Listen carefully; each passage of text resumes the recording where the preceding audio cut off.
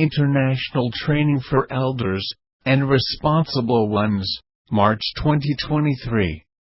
General subject: Knowing, experiencing, and living the all-inclusive Christ for the genuine church life.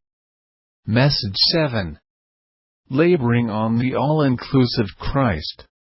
A land flowing with milk and honey, and bringing the surplus of the riches of Christ to the meetings of the church, for an exhibition of Christ and the corporate worship of God. Day 4. Outline. Roman number 2. As a type of the all-inclusive Christ, the land of Canaan is a land flowing with milk and honey. Capital A. Milk and honey are produced out of the mingling of two kinds of lives: the vegetable life and the animal life. Number 1. In Deuteronomy 8:8, honey is put together with the plants: the wheat, the barley, the vine, the fig tree, the pomegranate and the olive tree. Number 2. In Deuteronomy 32:14, milk is put together with the animals: the cattle and the flock. Number 3. For the most part, honey has to do with the plant life, and the greater part of milk is related to the animal life. Small a. When these two lives are mingled together, honey is produced by bees from the nectar of flowers. Small b.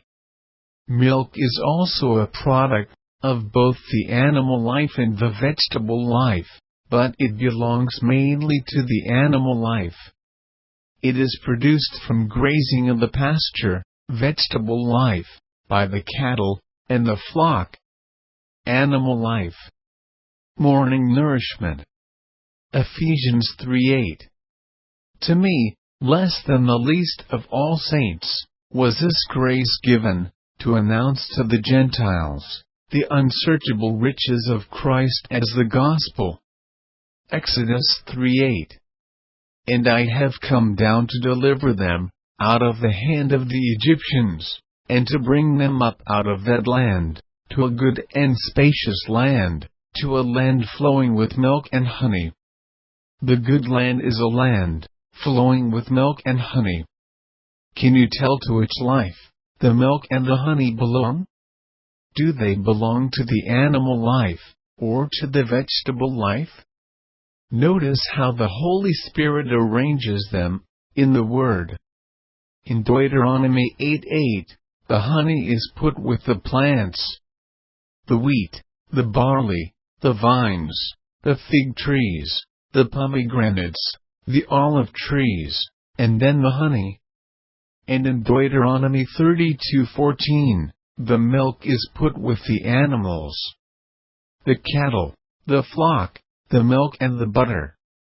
The Holy Spirit is very fair. He put the honey with the plants, and He put the milk with the butter, and the animals. Why? Because the Holy Spirit is well aware that, for the most part, honey has to do with the plant life. It is derived mostly from the flowers and the trees. Of course, a part of the animal life is involved.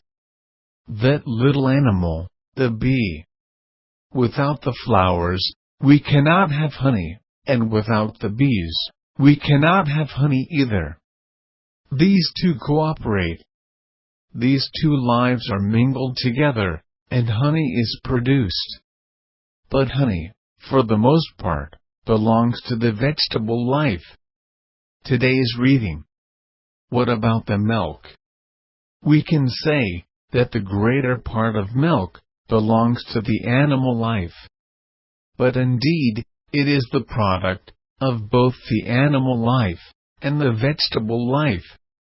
If we do not have the pasture, if we do not have the grass, even though we have the cattle and the flock, we cannot have milk and butter. Which is the better food? The milk or all the fruit of the trees? I believe we all realize that milk is better than all the fruit of the vegetable life. Why? Because with both milk and honey, we enjoy the mingling of two kinds of life. You see then, that both these items are of the vegetable and of the animal lives. What is the meaning of this? What aspects of the life of Christ do the milk and the honey portray? When you enjoy Christ as the wheat, the barley, the vine, etc., and at the same time, you enjoy Him as the bullock, and as the lamb, you will realize that the Lord is so good, that the Lord is so sweet, and so rich to you, just as milk and honey. Especially when you are weak in spirit, and you come to the Lord, to experience and apply Him, you sense that He is the milk and the honey. You sense the riches and the sweetness of the life of Christ. The goodness of milk, and the sweetness of honey. Christ is so good. Christ is so sweet.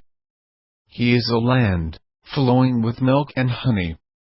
The more you realize Him, as the wheat and the barley, and so forth, and at the same time, as the cattle and the flock, the more you will enjoy Christ, as milk and honey.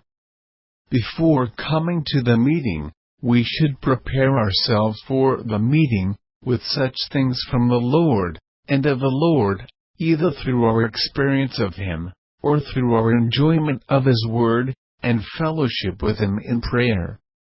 After coming into the meeting, we need not wait, and should not wait for inspiration.